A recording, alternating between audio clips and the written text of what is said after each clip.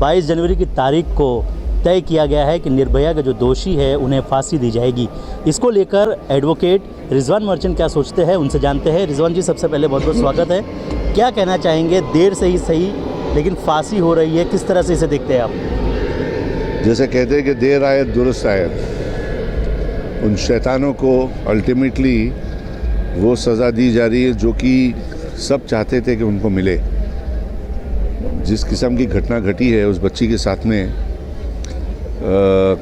मैं उनकी फैमिलीज़ के साथ में हर वो शख्स जो कि उनके पीछे उनको सपोर्ट दिया है, उनको सही वक्त के ऊपर सही सपोर्ट स्ट्रक्चर देकर, केस लड़कर, इन्वेस्टिगेशन के दौरान में उनका साथ देकर इस मुकाम को पहुंचाए केस को कि उन कमीनों को सज़ा मिल रही है, फांसी के फंदों पे लटकेंगे। मैं उन सब लोगों को मुबारकबाद देता हूँ। मामूली बात नहीं है। एक चीज़ शुरुआत होती है, मजमे लगते हैं, लोग साथ में चलते रहते हैं, लेकिन धीरे धीरे जैसे जैसे वक्त जाता है लोग देखते हैं कि भीड़ कम होते जाती है और अल्टीमेटली फैमिलीज जो होती है वो अकेली पड़ जाती है। ये बात सही नहीं है।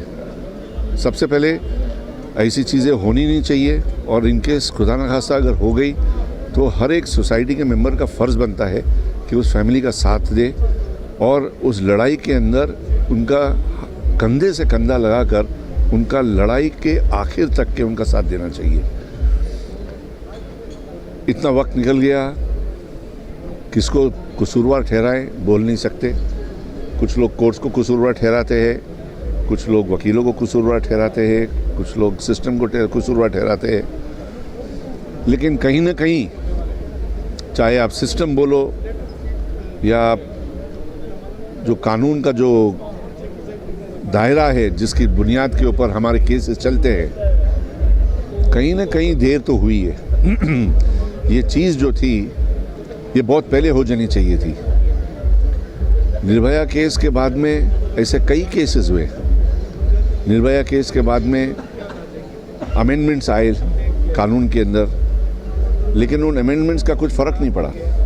आज भी अफसोस की बात यह है कि ऐसे ही भी दोबारा कांड होते रहते हैं। वो रेप का केस जिसकी बुनियाद के ऊपर कानून के अंदर बदलाव लाया गया था, ये सोचकर कि दोबारा निर्भया का केस नहीं होगा, वैसे सिमिलर केसेस हो रहे हैं। अफसोस की बात यह है कि उस वक्त अमेंडमेंट आया, लेकिन अब अमेंडमेंट करने के लिए सरकार अपनी तरफ से किसी किस्म की पहल नहीं कर रही। आप लोगों ने हर किस्म का अमेंडमेंट लेकर आकर कोशिश कर ली ताकि ये जो कानून है, ये कानून जितना सख्त से सख्त हो तो उतना बेहतर है, ताकि ऐसे ऑफेंसेस दोबारा रिपीट नहीं हो। लेकिन अफसोस ये ऑफेंसेस दोबारा रिपीट हो रहे हैं, और इनको अब रोकने का सिर्फ एक ही तरीका है, या तो अब कैपिटल सेंटेंस ले आ जाओ। मैं जानता हूँ बहुत सारे लोग जो है वो कैपिटल सेंटेंस के ख़िलाफ़ हैं, लेकिन जिस शख्स ने किसी की जान ली हो, जान लेने से पहले उसकी इज्जत छीन ली हो, मेरी नज़र में उस इंसान को इस सोसाइटी में जीने का कोई हक नहीं है। इसके अलावा रिजवान जी, जिस तरह से अगर दोषियों की बात करें तो क्यूरेटिव पिटीशन के लिए भी अपील की गई थी, ये इसको किस तरह से देखते हैं आप?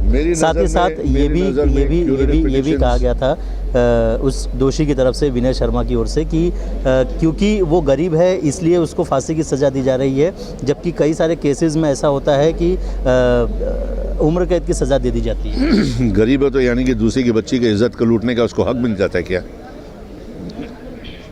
जब किसी की बच्ची की ज़िंदगी ख़राब कर रहा था तब उसको इस बात का एहसास नहीं था कि मैं गरीब हूँ। अब जब फांसी पे लटकने का मौका आया तो तुम्हारे को तुम्हारी गुर्बत नज़र आती है। अमीरी गरीबी कानून की नज़र में इसका कोई मायना नहीं रखता। ये कानून जो है इतना सख्त होना चाहिए कि इंसान ये गुनाह करने से पहले सोचकर उसकी रूह कांप जानी चाहिए। और एक ही तरीका है मेरी नज़र में, जो कि दूसरे वेस्टर्न कंट्रीज़ के अंदर अपनाया गया है, और वेस्टर्न कंट्रीज़ में अपनाने के बाद में उस कानून के अमेंडमेंट को लोगों ने एक्सेप्ट भी किया है, और उसको एक्सेप्ट करने के बाद में आज उन कंट्रीज़ के अंदर रेप के केसेस के अंदर ट्रिमेंडस फॉल हुआ है, और वो है केमिकल कैस्ट्रेशन। न रहे बांस न बजे बांसुरी। ऐसे शख्स को जिसने ऐसा गुनाह किया है उसको केमिकल कैस्ट्रेशन हो जाना चाहिए।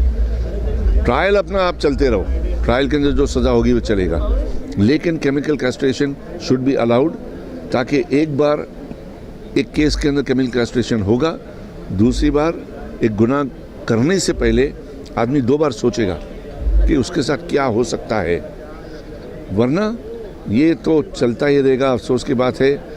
और गांव खेड़े के अंदर आप बोलो या सोसाइटी के अंदर बोलो, भेड़िए तो है ही, लेकिन हमारे कानून के अंदर एक किस्म की एक शिकंजा होना चाहिए, एक पकड़ होनी चाहिए कि इन भेड़ियों को पकड़कर इनको दुरुस्त किया जाए, इनको सही सज़ा दी जाए।